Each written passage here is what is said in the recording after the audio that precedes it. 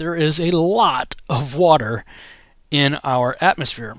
I went to a few websites. I just did a Google how much water is in the atmosphere, and this is the USGS website, usgs.gov, Science for a Changing World. The USGS Water Science School talks about there is always water in the atmosphere. Clouds are, of course, the most visible manifestation of atmospheric water, but even clean air contains water, water in particles that are too small to be seen. One estimate of the volume of water in the atmosphere at any one time is about 3,100 cubic miles, or 12,900 cubic kilometers. And it goes on to say that if all the water that's in the atmosphere were to rain down at once, it would cover the globe to a depth of about 1 inch. And this is confirmed on a number of websites, but I'll just show you one more just for the sake of argument here.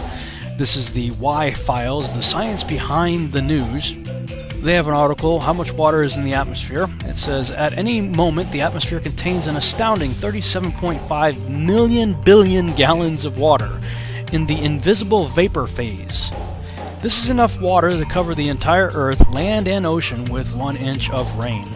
And of course goes on to talk about that as well. So, yeah, there's a lot of water in the atmosphere. I think we all kind of just know that, but I don't think we've ever really thought about what that means. And so I'm thinking if the atmosphere, especially over water, is made up of zillions and zillions of tiny convex drops of water, then collectively perhaps they all combine to make one big convex lens, in which case it would act like a magnifying glass. Okay, so with that in mind, let's look up some websites dealing with the refraction of light. You might see a graphic, something like this, showing light bending downward. And here's your typical graphic showing how light rays entering some sort of medium, like in this case water, refraction causes the light to bend downward. Now we've all seen pictures of, a pencil or something in a glass of water, and how not only does refraction bend the image downward, it also magnifies it. I'm going to say that again. Water causes refraction, bending the image downward, and magnifies it. So this is important now. So now back to another clip from that previous video.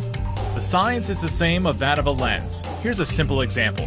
So if you're looking at Chicago here, now you can just see the top of the Sears Tower, and if our simulated temperature inversion moves into place, hopefully now you can see pretty much all of Chicago, see all the lower buildings, including what's at ground level. So the atmosphere really is acting like a lens. Yes.